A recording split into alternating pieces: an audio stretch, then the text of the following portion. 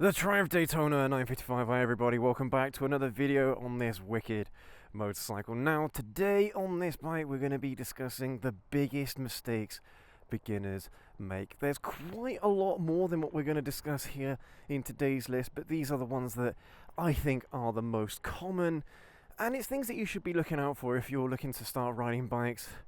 Try and not do these things, but let's jump on and let's go. Now when it comes to the beginner stuff, a lot of the mistakes that you make on beginner bikes, it's forgiven quite easily, you know, because beginner motorcycles are light, they're not very fast or not as fast. But the issue is when you start getting onto bikes like these, the issues or the mistakes that you make are exacerbated quite a lot. You know what I mean? Like, because you're able to go much quicker, you're able to, you know, reaction times are just a little bit less on these kinds of bikes than they would be on beginner bikes.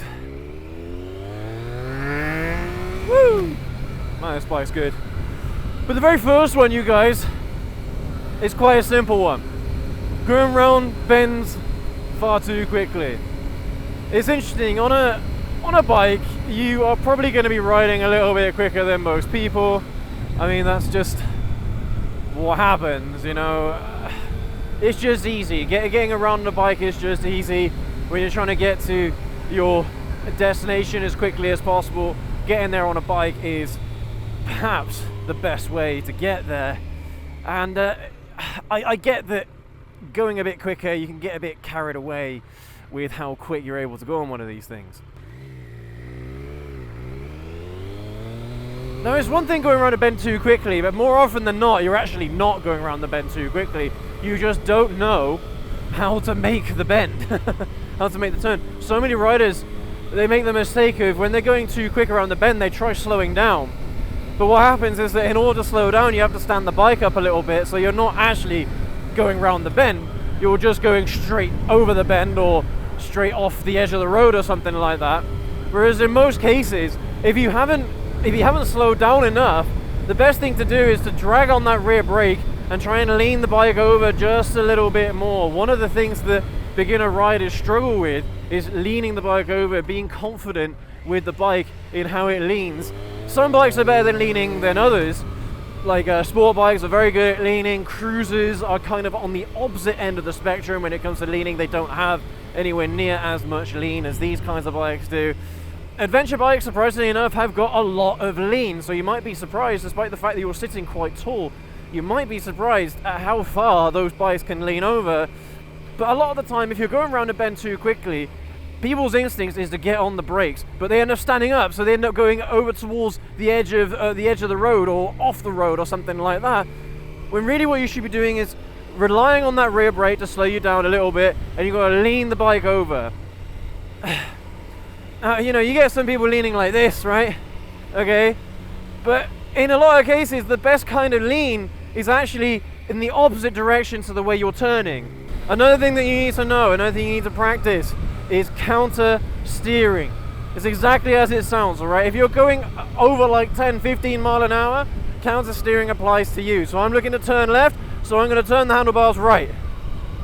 And that's how you can get the bike to turn very, very quickly, okay? So I tilted the handlebars to the left, the bike wants to go to the right. You see that?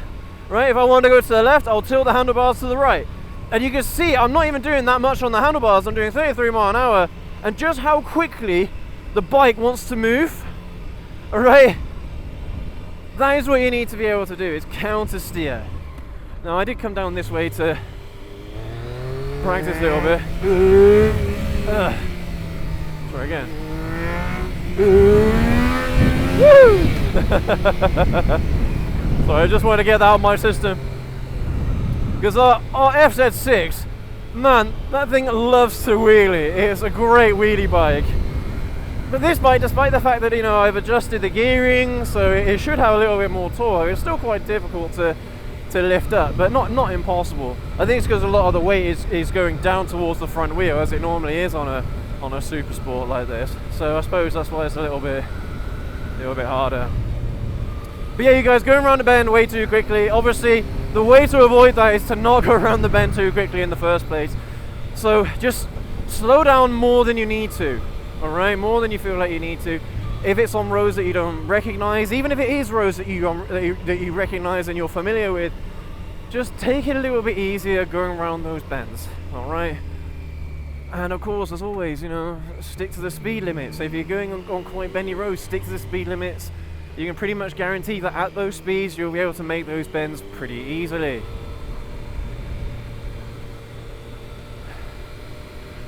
So the next one that we've got is, I don't know. I don't know why this is so common, but maybe it's because like when you first start learning to ride bikes, how there's so many things to try and remember. There's so many things to keep account of: the brake, the throttle, the clutch, the gears. Because it's on different hands and different feet, I get it can be quite difficult to remember everything. But don't forget to pull in your clutch when you come to a stop. So many people, they'll come to a stop, right? Okay, and they'll totally forget to pull in the clutch. Come on, bike. Alright. There we go. Okay, so remember to pull in that clutch when you're coming into a stop. Doesn't matter what gear you're in. Just make sure that when you come to a stop that you pull in the clutch. It's just, I don't know why people forget, but people just do.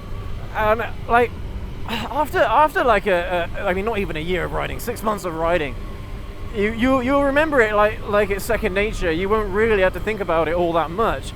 But it is one of those things that I see beginner riders doing all the time, right?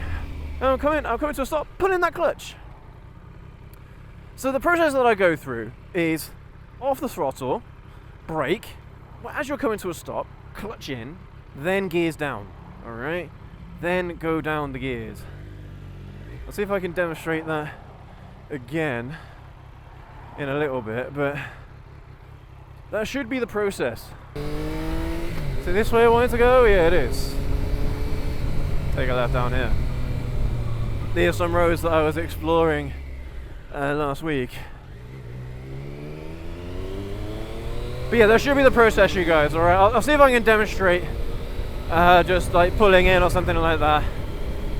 Alright, but I'm in fourth gear at the moment, so I'm just gonna pull into this, to here, no, a little bit further up. Just gonna pull into a little lay-by, just to demonstrate what I'm doing, or to explain what I'm doing. Right, I think we've got it coming up. Right, so right now, off the throttle, on the brake, as I'm slowing down, pull in the clutch, slow down a bit further, now gears down. Alright? That's the easiest way to remember to pull in your clutch without stalling is to just do it in that order. So throttle closed, or off the throttle, brake, clutch in. But you don't need to do that until like you're below, say, 3,000 or 4,000 RPM. You don't really need to worry about that. But once you've got the clutch in and you come to a stop, then you can go down the gears. All right. After a little while, you'll start knowing, kind of like just instinctually, when you need to gear down, when you need to pull in the clutch. And honestly, it doesn't matter what bike it is. All right. You'll just get the hang of it. You'll just figure it out. It is fairly straightforward, but it is something that I see beginners doing quite frequently. Okay, the next one, being way too hard on the brakes. So when you're braking on a bike, all right, I don't know, like so some people, they just jack on the front brake. They really grab that brake hard when they probably don't need to. A lot of the time when you're slowing down, in fact most of the time when you're slowing down, all you need to do is just feather the brake. Then as you're slowing down, brake harder. All right, there's no one behind me there, so I can demonstrate that. But let's take this right here. So I'm braking slowly, gently. On a lot of bikes, you don't have to brake that hard to get a lot of stopping power. And the problem is that if you get used to braking like that all the time, when it comes to emergency braking, you're going to be locking up the front brake. Bikes like these, they don't have ABS. There's a lot of 125s out there that don't have ABS brakes. For those of you who don't know, ABS is pretty much trying to prevent the front wheel from locking up. As soon as that front wheel locks up, the bike is going to try and dive towards the ground, and you're not going to have any control over it whatsoever. So what we do is that we practice something called preloading. So preloading, I'm looking to come to a stop, say an emergency stop. So I got my fingers on the brake. I'm just gonna grab it a little bit and then start braking hard. Okay? I don't know if you guys saw that there, but I was just like, so a little bit of pressure, then gradual but quick pressure on the front brake. I'll see if I can demonstrate one more time here. All right. So I'm looking to stop. I've got my fingers on the front brake. I'm preloading, and now I'm squeezing hard. God, the brakes are good on this bike. They're really good. They're much better than on the SS6. Oh, the SS6 doesn't have the best brakes in the world, but this thing's great. What a great bike this is. Yeah, here's a 360 still hanging in there. So you got to practice being a little bit more gentle on the brakes. I like to use the technique of 2 fingers because it stops me from putting on too much pressure on the brake too quickly. You find, I used to do it with the whole hand, right? Because that's what you do when you start learning how to ride bicycles. You just use your whole hand to grab onto the brake, don't you? But to be fair, that's quite a bad practice to do on a bicycle as well, because have you ever done it where you've got too much of that front brake and you're going over the front wheel of the bike? Yes, you can do that on motorcycles as well, all right? But yeah, if you get practice using 2 fingers, you'll have a lot more control over that front brake, but you'll still have plenty of stopping power, just as much stopping power as you would have if you were using your whole hand. So for me, using 2 fingers on that brake is a good habit to get into. So this next one is one I probably should have mentioned at the start of the video actually, but I totally forgot about it. Is beginner riders being far too focused on the controls of the bike rather than being focused on the road. By the time you are riding on the road, you should be fairly confident and comfortable with the controls of the bike. I don't really want you looking at the controls. I want you looking at the road. I want you looking at what's coming. I want you to look for hazards and things like that. But if you're still finding yourself looking at the controls or I don't know, having just some trouble with a certain aspect of the riding and you don't know what control you need for that particular moment, like, I don't know, gearing up, gearing down, braking, clutching, whatever the case might be, then just go somewhere and practice in a quiet area where you're not going to cause any damage to yourself or anyone else. That's by far the best thing to do, you guys. All right, just get that practice in. It won't take much practice before you actually start getting it, and you don't really think about the controls anymore. It just becomes second nature, excuse me. And it just takes practice. It takes time in the saddle. It's just one of those things that we can't emphasize enough, is time in the saddle. All right, the more time you have in the saddle, the better. And to be fair, if you started riding bikes, if you know, you've just got your first bike or something like that, you should be excited to ride it. So ride it as much as you possibly can, day in, day out, and then you'll get it really quick. You'll get it incredibly quick. It won't be a big deal. After a week of riding, you really won't be thinking about the controls all that much, and you'll be focusing more on the riding, on the ride craft, and on what's coming up on the road. Last one that I've got for you in today's video, you guys, is kind of like lack of awareness and lane positioning. So I've always maintained this, but you hear a lot of people saying about defensive riding, right? Defensive riding for me has totally the wrong connotations. To me, this is defensive riding. Do you beginners know why this is bad? All right, this is lane 1. In the middle is lane 2. On the outside is lane 3. All right, or whatever is closest to the middle of the road is lane 3. Whatever's closest to the pavement is lane 1. Most of the time you're going to want to be riding in lane 2 and lane 3. But I like to call this assertive riding. Assertive riding, not defensive riding. For me, that just says someone who is willing to be taken advantage of. And when you're on a bike, you have to have a much bigger presence than what the bike is actually giving you physically. I see it loads when scooter riders are riding in lane 1, and because they're not very quick, they're not very fast, you get drivers overtaking them on stupid places. Drivers get the wrong end of the stick. So they will overtake you even though it's the stupidest place to overtake, because they think that that's what you're trying to do. You're trying to let them go by, right? This is especially important when you're on a little bike, if you're on a scooter or something like that, something that's not very fast. You need to be riding in either lane 2 or lane 3. I personally would recommend lane 3 most of the time, right, over on this side of the road, because it's a dominant position on the road. Like, if a driver's going to try and overtake you on a stupid place, they've got to really commit, and it will be really even more stupid. It will be stupider. It reduces the chances of a driver trying to overtake you on a stupid place, all right, a blind bend or something like that. So you have to be larger than life, because look how much space I've got. This is a 1 litre motorcycle, right? It's a 955cc bike. It takes up hardly any room on the road. So you have to put yourself in these dominant positions so drivers notice you and they take you seriously.